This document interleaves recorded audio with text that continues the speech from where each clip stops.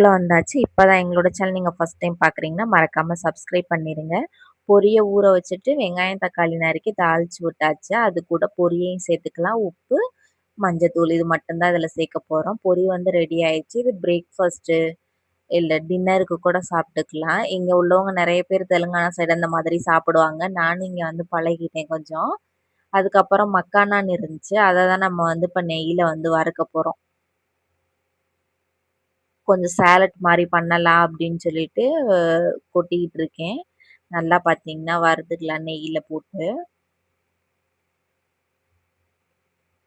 பார்த்தீங்கன்னா நல்லாவே வறுத்து எடுத்தாச்சு. அதுக்கப்புறம் நம்ம எதுல தேவைப்படுதோ அதில போட்டுக்கிட்டு, இப்ப தேவையான அளவு தயிரு, அது கூட கொஞ்சம் உப்பு.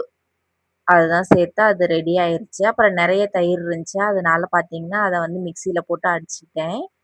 உப்பு போட்டு நல்லா மிக்ஸ் பண்ணி வச்சுக்கலாம். இது கூட வெங்காயம், தக்காளி, கேப்சிகம் அதெல்லாம் நான் போடுவேன். இப்ப சரி வேணாம் இருக்கிறத வச்சு சாப்பிடலான்ட்டு சாப்பிட்டாச்சு.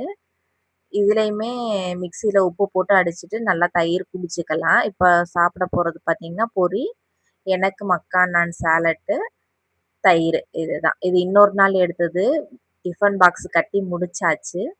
அதனால அதுக்கப்புறமா எடுத்தது. சாப்பாடு, பருப்பு, பாலக்கீரை பொரியல், முட்டை. மச்சானுக்கு ஆல்ரெடி நான் டிஃபன் கட்டிட்டேன். அதுக்கு முன்னாடி வீடியோ எடுக்கல. அப்புறம் வீட்ல பிரெட் இருந்துச்சு. அதில பார்த்தீங்கன்னா வச்சு பாலக்கீரைய வச்சு சாப்பிட்டோம். ரொம்ப சூப்பரா இருந்துச்சு டேஸ்ட்டுமே. நாங்க ஃபர்ஸ்ட் டைம் ட்ரை பண்ணியிருந்தோம். இது அன்னைக்கு ஈவ்னிங் எடுத்தது.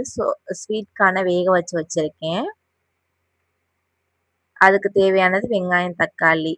இந்த சைடு பார்த்தீங்கன்னா, கொத்தமல்லி, வெங்காயம், கருவேப்பிலை இதெல்லாம் எதுக்கு நறுக்கி வச்சிருக்கேன்னா, காலைல வச்ச சாப்பாடு கொஞ்சம் இருக்கு.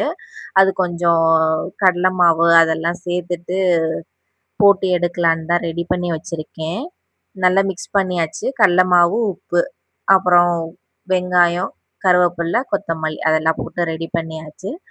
வடை மாதிரி இருக்கும். ஆல்ரெடி ஏன்னா சாப்பாடு வெந்திருக்கும்.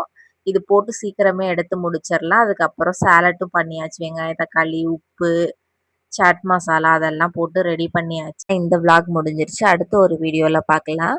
தேங்க்ஸ் ஃபார் வாட்சிங்.